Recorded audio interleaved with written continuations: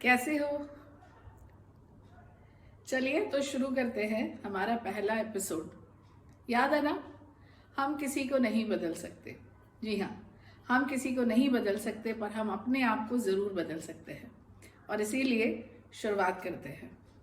सबसे पहले तो दो डिस्क्लेमर। मेरे पास ऐसी कोई दवाई नहीं है, कोई मैजिक नहीं है कि मैं आपको बोलूं कि आप ये करिए और आप अगले 12 घंटे में एकदम परफेक्ट इंसान हो जाएंगे।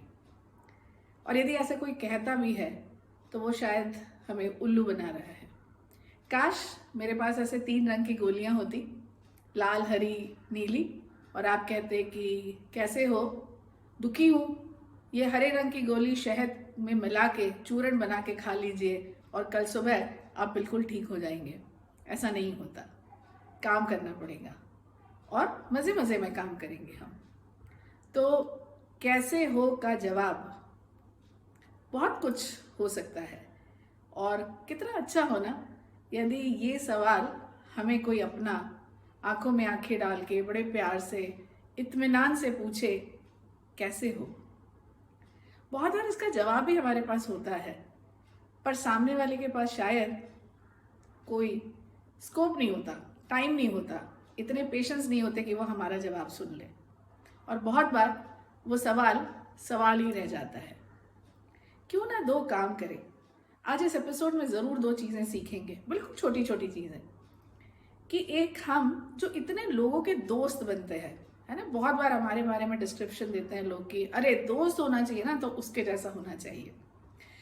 तो क्यों ना हम हमारे खुद के बहुत अच्छे दोस्त बने। हाँ, फ्रेंडशिप डे, फ्रेंडशिप बैंड हम अपने आप को बांध दें। क्योंकि जब दोस्त कुछ बताता है कि जैसे यार इस बार इस जनवरी में मैंने शुरू किया है कि मैं रोज़ सुबह पहले अलार्म पे उठ जाऊंगा, और फिर मैं क्या करूं यार, पिछले 10 दिनों में केवल 5 दिन उठ पाया हूं। हम दोस्त को क्या कहते हैं, कोई बात नहीं यार, हो जाता है, अभी तो काम भी ज़्यादा है, छुट्टियों के बाद सब लोग आए हैं, अब शुरू कर ले। So lot of compassion, empathy, पर हमारे ऊपर हम बहुत जुल्म करते हैं। तो सबसे पहली बात कि हम हमारे दोस्त बनेंगे, वादे निभाएंगे हम जो हमारे से करेंगे, और नहीं भी निभाया तो माफ कर देंगे, दूसरे दिन के लिए बोल देंगे जैसे दोस्त को बोलते हैं। दूसरा डिस्क्लेमर कि जैसे मैंने कहा कि कोई मैजिक नहीं है, तो अपने ऊपर काम करना पड़ेगा। तो सबसे पहले समझते हैं हम इसको कि एक कॉग्निटिव बिहेवियर थेरेपी होती है, CBT। थोड़े टेक्निकल टर्म्स हम यूज करेंगे समझने के लिए। और थॉट, इमोशन और एक्शन, इसको बोलते हैं ट्राइंगल, कॉग्निटिव ट्राइंगल। जनरली हम जब कहते हैं कि कैसे हो, और इसका सवाल हम जब अपने आप से करते हैं, तो हम जो भी कहते हैं कंफ्यूज हूँ, सैड हूँ, डिप्रेस्ड हूँ, कंफर्टेबल हूँ, नॉर्मल हूँ, एनर्जाइज्ड हूँ, हम इमोशन को देखते हैं, right, and which is very obvious. पर बहुत बार हम ये नहीं समझ पाते कि ये मूड जो होता है, खराब होता है, अच्छा होता है, ये अचानक थोड़ी हो जाता है। थॉट्स होते हैं, है ना, कोई हवा का झोंका आया और हम उदास हो गए, हवा का झोंका आया, होता है, मूड ऐसे भी बदलते हैं। तो ये जो थॉट्स होते हैं वो बहुत पैरेलल मल्टीपल थॉट्स होते हैं। कभी कॉन्फ्लिक्टिंग होते हैं, आप कहते हो कि वो अच्छा है, पर साथ में आपका एक थॉट आता है कि नहीं नहीं वो कोई बहुत हेल्पफुल नहीं है। सो ऐसे बहुत सारे थॉट्स रहते हैं। अब एक एनालॉजी से समझते हैं। अभी तो सेल लगा ही रहता है कुछ ना कुछ, किसी भी मॉल में जाओ, buy 2 get 3 free, buy 1 get 1 free. तो ये जो थॉट्स होता है, इनका एक ऐसा सेल लगा हुआ रहता है और ये कॉन्स्टेंटली हमारे दिमाग में चलते रहते हैं। अब हम क्या करते हैं कि सेल में भी हम सारी चीज़ें नहीं खरीदते, जो हमें चाहिए रहती हैं वही खरीदते हैं। उसी तरह से इन थॉट्स को, सबके सब थॉट्स को हमको नहीं खरीद लेना है। You know, we don't have to buy all thoughts, we have to look at those thoughts कि ये लेना है कि ये नहीं लेना है। और ये मैं एक बहुत मेरा खुद का एग्जाम्पल है। जब मैंने ट्रेलर अपना स्पॉटिफाई का अपलोड किया, और मैं अपने एग्जाम्पल ज़रूर बताऊंगी क्योंकि आपको लगेगा कि ये अपने आप को साइकोलॉजिस्ट कहती हैं, डॉक्टरेट है, बड़ी बड़ी बातें करती हैं, but I am also vulnerable, we are all vulnerable. जैसे कार्डियोलॉजिस्ट होता है, उसको क्या कार्डियक अरेस्ट नहीं आता, बट ये स्किल सीख के, क्योंकि I am into this field, हमारा जो रिकवरी टाइम होता है, पहले होता है ना कि लोगों का एक एक वीक मूड खराब रहता है, तो ये रिकवरी टाइम हम लोग का जल्दी हो जाता है। But we are all susceptible, we are all vulnerable, हमारे भी मूड्स खराब होते हैं। तो मैं आपको एक एग्जाम्पल दूंगी। तो सबसे पहले इन थॉट्स को, थॉट, इमोशन और एक्शन को, ये जो थॉट्स है, we don't have to buy all thoughts. और उन्हीं थॉट्स को आइडेंटिफाई करने के लिए बहुत ज़रूरी है कि हम ये सवाल अपने आप से पूछते रहें, क्योंकि दिन भर में हमारे अलग अलग थॉट्स रहते हैं और उसके कारण अलग अलग मूड रहता है। तो 2 एक्सरसाइजेज हैं और 2 टिप्स हैं। एक्सरसाइज कहूँगी तो शायद आप घबरा जाएंगे कि एक तो अपना दोस्त, अपने आप को जो हम वादे करते हैं, अपने आप को जो हम कॉन्स्टेंटली कीप ऑन ब्लेमिंग, तो दुश्मन नहीं बनना, अपना दोस्त बनना है। और दूसरा एक काम करना है कि हम में से कोई भी उम्र के हम लोग हों, 25 हो, 35 हो, 45 हो, 65 हो, 55 हो, 85 भी हो, हम शीशे में ज़रूर देखते हैं, एक बार तो देख ही लेते हैं। सो जब भी हम अपने आप को शीशे में देख रहे हैं, एक 10 सेकेंड, 20 सेकेंड थोड़ा एक्स्ट्रा लेना है और रुकना है। और जब शीशे में आप अपने आप को देख रहे हैं तो पूछना है अपने आप से, कैसे हो। और ये कैसे हो का सवाल का जो जवाब है, इत्मीनान से, ईमानदारी से बोलना भी है और सुनना भी है। क्यों? क्योंकि इसको कहते हैं emotional audit.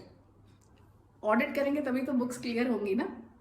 So emotional audit शुरुआत कर सकते हैं जब आप शीशे में देखते हैं, दिन भर में भी कर सकते हैं। जैसे आप बादाम खाने के लिए, पानी पीने के लिए रिमाइंडर्स लगाते हैं, वैसे ही emotional audit. Take 30 seconds pause, ask yourself कैसे हो।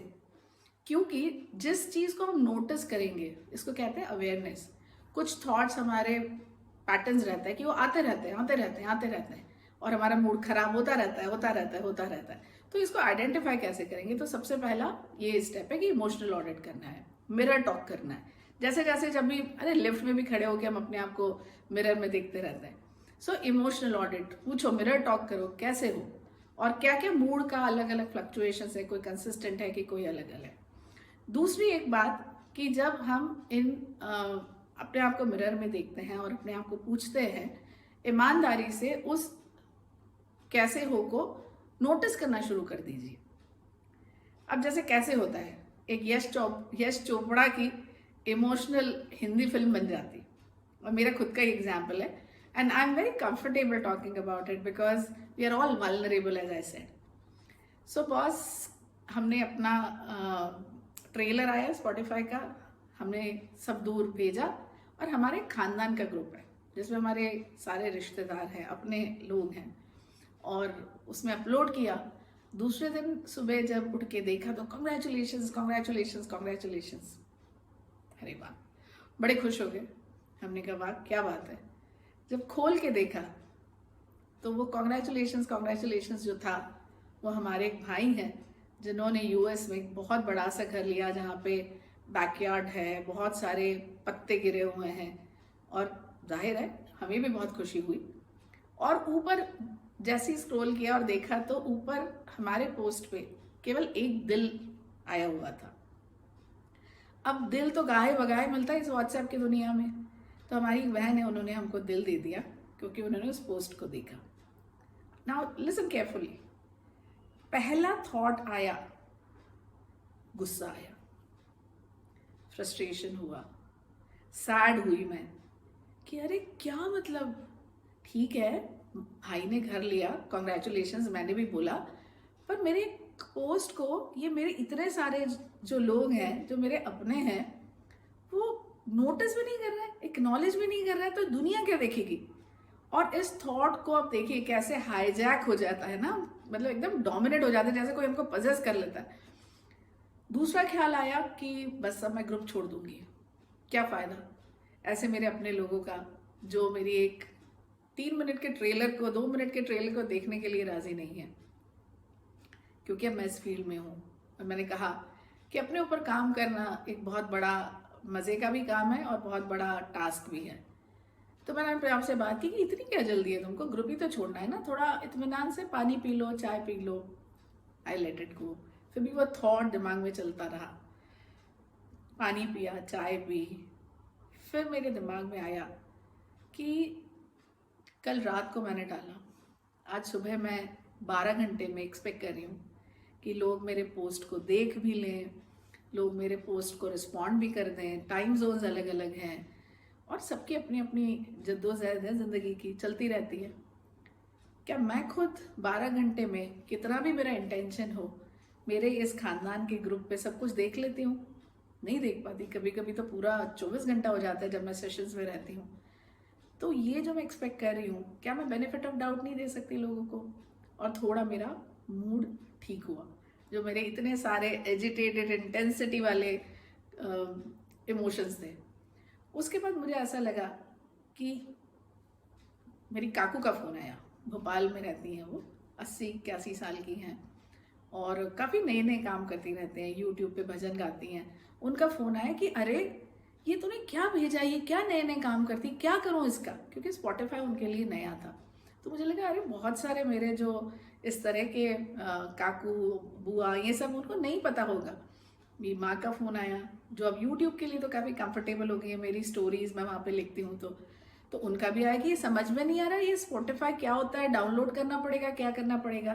तो मुझे पता चला कि ये रियल स्ट्रगल है, मतलब पूरी दुनिया मेरे अगेंस्ट है। बट अब देखो उस आधे घंटे में पूरी एक इमोशनल ड्रामा है, मतलब एक पूरी हिंदी स्क्रिप्ट बनने वाली थी। ग्रुप छोड़ दूंगी, ये लोग मेरे अपने नहीं हैं।